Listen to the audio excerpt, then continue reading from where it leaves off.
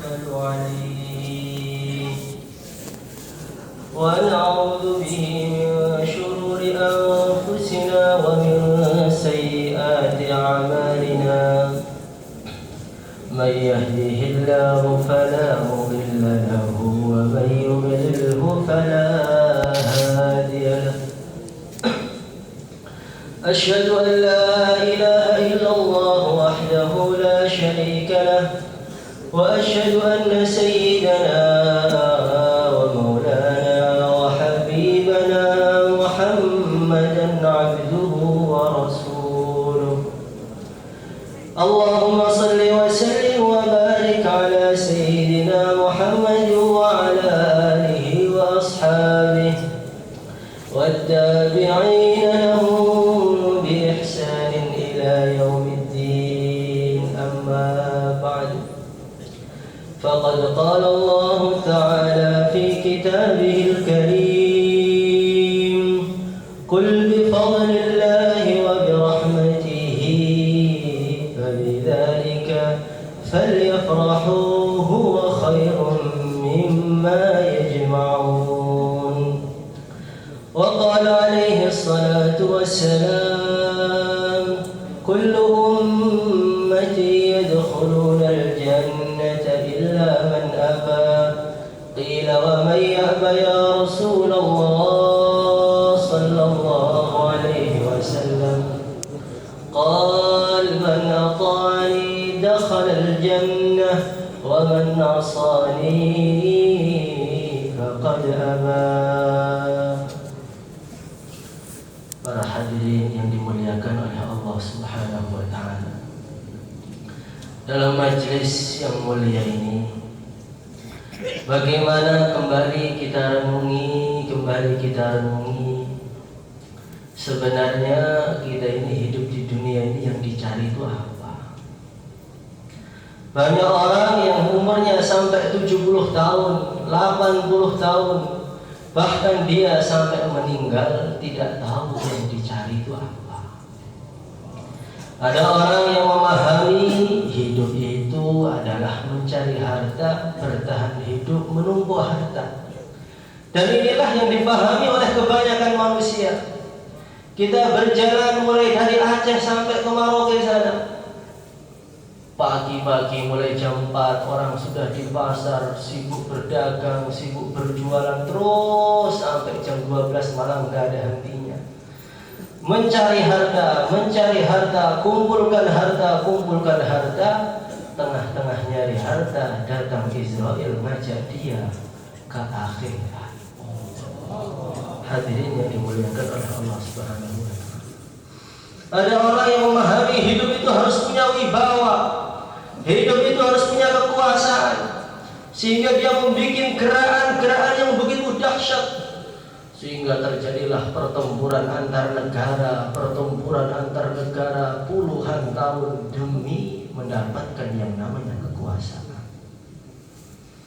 Hadirin yang dimuliakan oleh Allah Subhanahu wa taala. Para ulama menjelaskan kepada kita tujuan hidup ini adalah mencari ridha Allah. Itulah maksud dalam kehidupan kita ini. Yang kita cari adalah ridha Allah. Maka untuk mendapatkan ridha Allah ini ada dua syarat. Yang pertama ada ujian, namanya ujian iman. Allahul ladzi khalaqa sab'a samawati wa minal ardi mithlahun yatanazzalu al-amru bainahunna lita'lamu anna Allah ala kulli syai'in qadir. Allah menciptakan 7 petala langit, 7 lapis bumi, menurunkan malaikat Jibril untuk membawa Al-Quran. Supaya apa? Lita'lamu annallaha ala kulli syai'in qadir. Supaya kita ini tahu bahwasanya Allah itu maha kuasa. Berarti inilah ujian iman. Allah menciptakan langit, menciptakan bumi, menurunkan Al-Quran supaya apa? Supaya kita mengenal Allah. Bukan melihat langit, melihat dunia, malah melupakan kita kepada Allah. Sekarang banyak orang melihat keindahan-keindahan alam, melihat keindahan-keindahan gunung. Ketika melihat keindahan gunung tadi, yang dia lihat keindahannya, menikmati keindahannya, dia tidak paham bahwasanya keindahan itu seharusnya mengingatkan dia kepada penciptanya yang maha indah. Alladzina yadhkuruna Allaha qiyaman wa qu'udan wa 'ala junubihim wa yatafakkaruna fi khalqis samawati wal ardh. Kalau orang itu merenung melihat langit, merenung melihat bumi, maka dia akan sadar gak mungkin langit yang sebesar itu, ada bintang-bintang yang begitu besar, gak mungkin bumi yang seluas ini Allah menciptakan tanpa ada tujuannya, gak mungkin. Allah menciptakan langit yang begitu dahsyatnya, bumi yang begitu dahsyatnya ini untuk menguji saya, apakah saya ini mau amal atau tidak. Kalau mau amal masuk surga, kalau gagal akan dibuang ke dalam neraka. Hadirin yang dimuliakan oleh Allah Subhanahu wa taala. Ini ujian yang pertama. Ujian yang kedua yang tidak kalah dahsyatnya yaitu adalah ujian yang namanya ujian amal. Liyabluwakum ayyukum ahsanu amala. Allah menciptakan hidup dan mati ini untuk melihat siapa yang amalnya paling baik di antara kalian. Berarti maknanya bagaimana amal itu adalah satu sarana untuk mendapatkan ridha Allah. Zikir itu sarana untuk mendapatkan ridha Allah. Salat itu sarana untuk mendapatkan ridha Allah. Dakwah itu adalah jalan untuk mendapatkan ridha Allah. Itu bukan maksud. Kalau orang maksudnya adalah salat, maksudnya adalah puasa, kalau sudah puasa sudah mendapatkan maksud, selesai masalah. Tidak. Puasa itu adalah satu jalan. Kalau dia itu puasa dengan sebenar-benarnya akan mendapatkan ridha Allah. Tapi kalau orang itu puasanya, dakwahnya bukan karena Allah, tidak akan mendapatkan ridha Allah. Maka Imam Ghazali mengatakan setiap hari itu malaikat-malaikat itu naik ke langit itu membawa amal manusia. Mubtahiji Nabi, dia naik itu membawa salat-salatnya orang, membawa zikir-zikirnya orang, membawa dakwah-dakwahnya orang, puasanya, hajinya dibawa ke atas. Dengan begitu gembira, dengan begitu bangga. Malaikat dari senang, alhamdulillah orang-orang sudah pada sholat, pada dakwah, pada puasa, pada zikir, pada tahajud. Ketika dia naik sampai ke atas, maka Allah berfirman, rudduhu ila sijjin. Wahai malaikat-malaikatku, amal dia kamu buang ke neraka sana. Fa innahu lam yuridni bih. Dia itu tidak pernah menghendaki aku dalam setiap amalnya. Maka makanya bagaimana walaupun ahli salat, walaupun ahli zikir, walaupun ahli dakwah, kalau tidak karena Allah tidak akan bisa mendapatkan ridha Allah. Sekarang banyak orang salat, banyak orang zikir, tapi bukan karena Allah. Maka di akhirat nanti akan didatangkan orang ahli berjuang. Dia ini jihad sampai meninggal. Habis hidupnya, keringatnya, darahnya hanya untuk perjuangan. Nggak pernah maksiat. Habis-habisan. Maka Allah bertanya kepada dia, Tuhan, dulu kamu di dunia ngapain? Ya Allah, saya habis-habisan berjuang. Habiskan darah saya, keringat saya, tenaga saya, harta saya untuk berjuang habis-habisan ya Allah. Ini murni hanya untuk Engkau ya Allah. Maka Allah berfirman, kadzabta, kamu bohong. Malaikat-malaikat mengatakan, kadzabta, kamu bohong. Dulu kamu berjuang habis-habisan, dakwah habis-habisan bukan karena saya. Kamu dakwah itu supaya orang-orang memuji kamu, supaya kamu dapat posisi yang nyaman di dalam dakwah, supaya kamu itu menjadi orang yang istiqomah sehingga orang-orang menghormati kamu. Dan itu semua sudah kalian dapatkan ketika di dunia. Maka hari ini tidak ada pahala bagi kalian.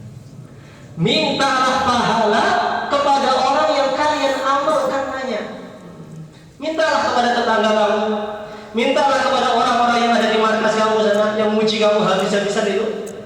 Mintalah kepada makmur-makmur kamu.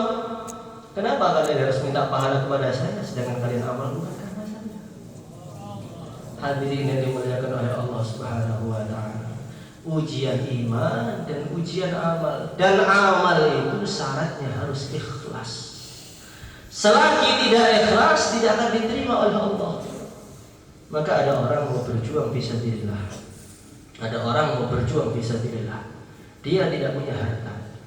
Dia hanya punya sedikit barang. Maka dia mengatakan dalam hatinya, ini saya nggak punya harta kecuali sedikit. Nanti barang saya akan saya jual ketika saya tengah-tengah fisabilillah untuk tambahan berkah. Kemudian dia tidur. Dalam tidurnya dia mimpi jumpa dengan malaikat yang bagian nulis daftar pejuang-pejuang fisabilillah. Maka malaikat tadi mengatakan, hari ini ada 10 jamaah dikirim, 20 jamaah dikirim. Jamaahnya adalah fulan bin fulan, fulan bin fulan, semua disebutkan kecuali nama dia. Maka dia mengatakan, hei malaikat, saya ini sudah berjuang habis-habisan, kenapa kamu enggak tulis nama saya di situ? Saya sudah niat fisabilillah. Maka malaikat tadi mengatakan, enggak, kamu itu keluar fisabilillah untuk menjual barang. Menjual barang itu tambahan. Saya itu fisabilillah, tapi di tengah-tengahnya saya menjual barang tambahan, bukan tujuan. Selagi kamu tidak 100% karena Allah, tidak akan saya laporkan kepada Allah. Maka ini yang kita renungi. Kita sudah banyak bertabligh, kita sudah banyak sholat, sudah banyak zikir, sudah banyak taklim. Untuk siapa taklimnya tadi? Untuk siapa dakwahnya itu? Hadirin yang dimuliakan oleh Allah Subhanahu wa taala. Para ulama mengatakan kalau orang itu ikhlas karena Allah, memang dakwah itu tujuannya karena Allah, dia tidak akan pernah mundur walaupun langit itu jatuh ke bumi. Karena yang dicari itu Allah, ridho Allah yang dia cari. Kayak Nabi Nuh itu 950 tahun gak ada capeknya. Inni da'utu qaumi laylan wa nahara falam yazidhum du'ai illa firara. Dakwah semakin didakwahi semakin lari, semakin dakwahi semakin lari. Tangannya taruh telinganya, nggak mau dengarkan. Apa Nabi Nuh mundur? Enggak. 100 tahun mundur? Enggak. 500 tahun mundur? Enggak. 950 tahun. Kenapa bisa sekuat itu dakwahnya, Pak? Karena dakwahnya bukan pengen nyari taskilan saja, tapi dakwahnya karena mencari ridho Allah. Kalau sudah mencari ridho Allah, dicaci maki orang bukan akan mundur. Kita datang ke rumah orang, assalamualaikum warahmatullah. Dia mukanya murung, usir kita, pergi sana. Saya nggak akan ikut kamu sampai mati. Maka dia akan mengatakan, saya tetap akan datang ke sini sampai saya mati. Saya nggak akan peduli. Kamu datang terus pun saya nggak akan peduli, nggak akan ikut kamu. Bapak nggak ikut saya juga nggak peduli. Saya datang ke sini, setiap datang dapat pahala. Mau bapak tolak 1000 kali, saya akan datang 1001 kali. Ditolak sampai mati pun nggak masalah, nggak ada ruginya.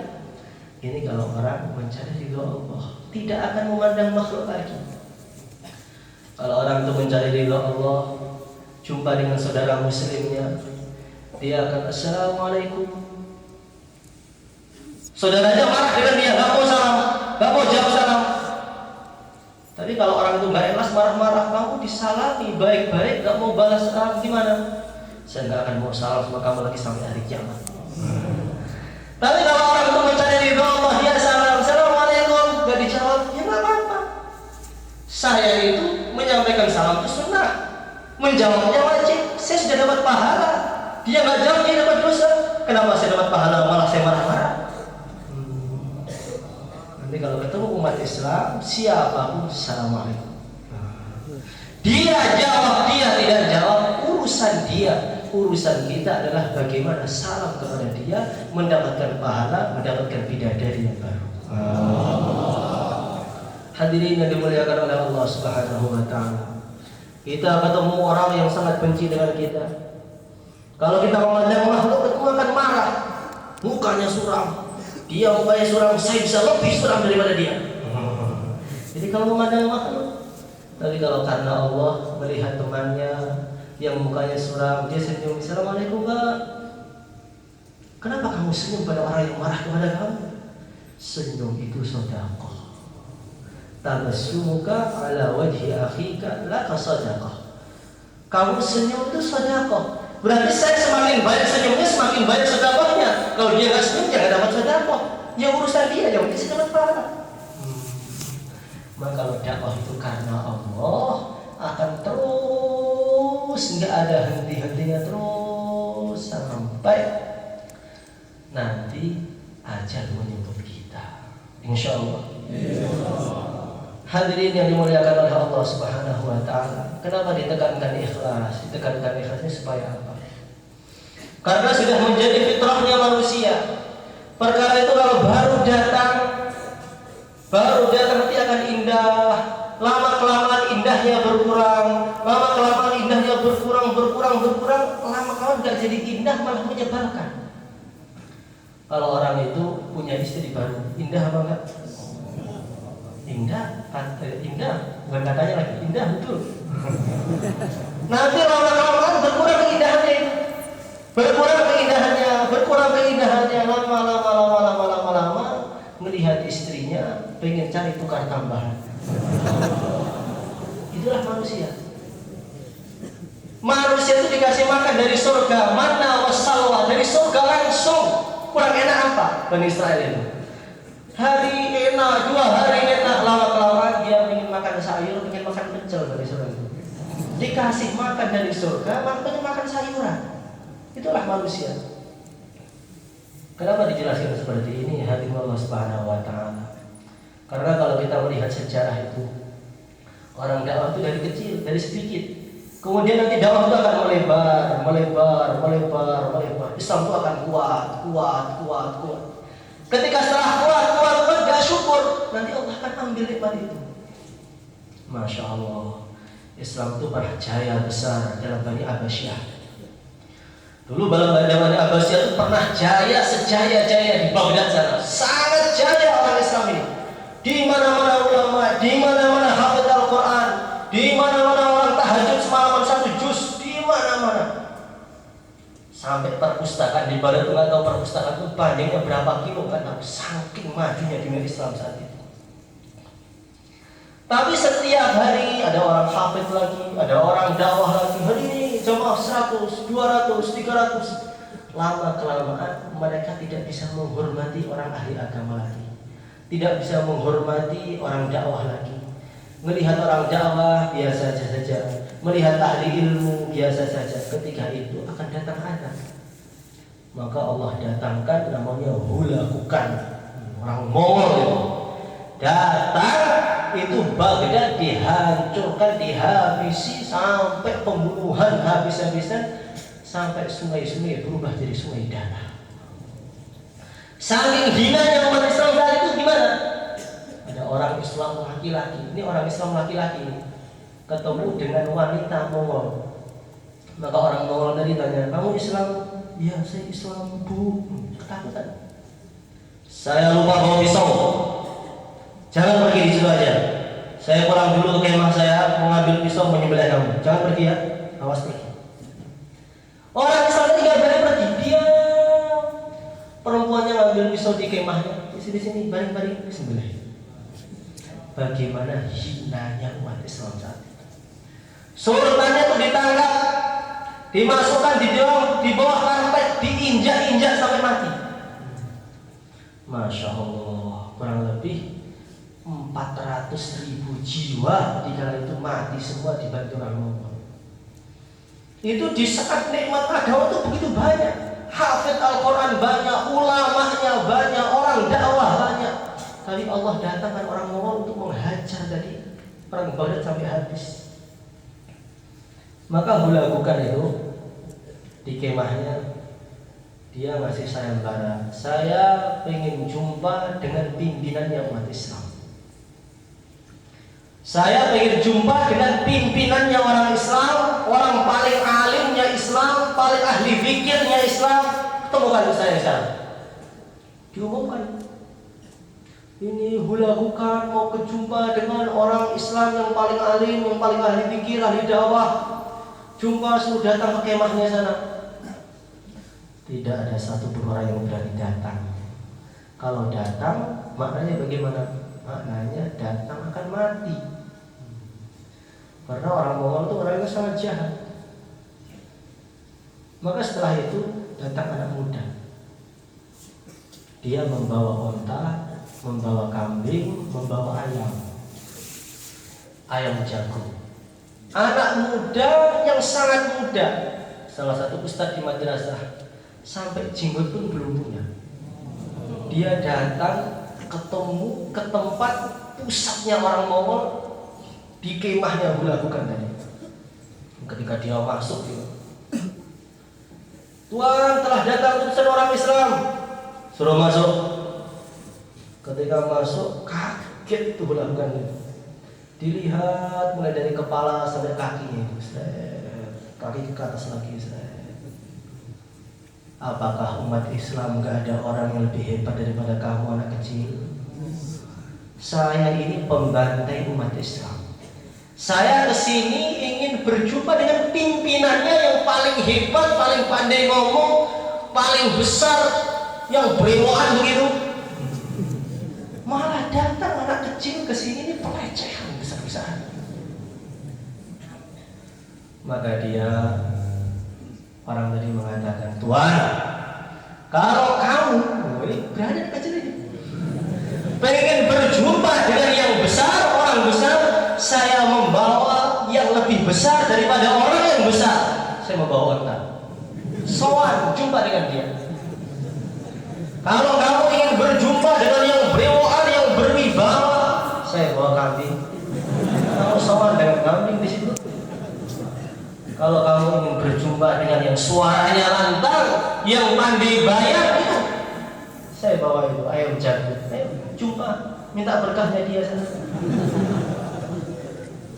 Maka langsung kaget hula-hukan itu. Oh, ini anak muda bukan main-main ini. Ini bukan main-main. Ini berarti orang istimewa. Berani-beraninya dia mengatakan kata-kata di depan saya. Maka dia tanya, anak muda, namamu siapa? Nama saya Kaidahan. Saya ingin tanya kepada kamu, siapa yang datangkan saya ke sini untuk membantai semua itu teman-temanmu itu? Yang mendatangkan kamu, yang mendatangkan Tuhan adalah saya. Apa? Saya tanya kepada kamu, siapa yang mendatangkan orang Mongol ke sini untuk membantai Baghdad ini? Habis ini siapa yang datangkan? Iya, yang datangkan kamu saya. Siapa yang berani usir saya dari sini kalau begitu? Yang bisa usir kamu juga saya. Ini pemuda bukan generasi daring ini. Bukan generasi game. Maksud kamu bagaimana? Yang mendatangkan kamu ke sini adalah amalan-amalan saya. Ketika umat Islam itu semakin maju, dakwahnya maju, zikirnya maju, sholatnya maju, nanti sudah tidak saling menghormati lagi, tidak ikhlas lagi. Akhirnya rebutannya itu rebutan apa? Rebutannya rebutan harta. Rebutannya itu rebutan apa? Rebutannya rebutan kekuasaan. Ketika umat Islam amalnya sudah mulai tidak ikhlas lagi, yang dicari sudah mulai berganti dari yang dulu agama menjadi dunia. Wala in kafartum inna adzabi lasyadid. Allah datangkan kamu untuk menghancurkan umat Islam sekarang ini. Tapi kalau umat Islam sudah mulai berubah, mereka mensyukuri lagi nikmat dakwah ini, mensyukuri lagi nikmat ulama, nikmat hafid Al-Quran. Mereka ikhlas lagi dakwahnya, dikembalikan dakwah yang ikhlas. Ketika sudah kembali umat Islam seperti itu, tidak akan lama kalian orang Mongol akan Allah habiskan semuanya. Betul. Setelah mereka berubah jadi ikhlas lagi, jadi syukur lagi dalam perjuangannya, ikhlas lagi dalam perjuangannya, Allah datangkan itu Izzuddin bin Abdussalam, Sultanul Ulama. Bantai orang Mongol, bantai itu pakai apa? Pakai asma, pakai angin. Angin, angkat orang Mongol. diangkat, jatuhkan, langsung mati semua. Ini maknanya bagaimana? Jadi awal itu kadang-kadang ikhlas, dakwah tahun 90-an itu masih ikhlas. Maka nusratullah itu datang di mana-mana, nusratullah. Lama-kelamaan itu mulai nggak ikhlas, mulai berubah, mencari kekuasaan, berubah, dakwah isinya caci maki, dakwah isinya hibah sana kemari. Dulu nggak ada orang hibah itu, orang mencaci maki itu nggak ada, orang gunjing orang itu nggak ada, sehingga nusratullah itu datang kemana-mana, satu jamaah itu datang, satu kota berubah menjadi Islam semua, satu kampung berubah jadi wali semua, diusir, datang nusratullah, balik semua menjadi amal agama. Ini ketika mereka dakwah itu karena Allah. Nah sekarang ini sudah mulai berubah, karena Allah itu berkurang. Pagi dakwah, siang dakwah, malam tahajud, campur gunjing orang. Sambil ngopi, orang itu masya Allah itu kurang ajar dia. Oh dia begini, dia begitu. Akhirnya dia tidur dalam keadaan pahalanya sudah bersih semua. Bukan dosanya yang bersih, pahalanya. Maka orang yang cerdas itu orang yang gak mau gunjing orang.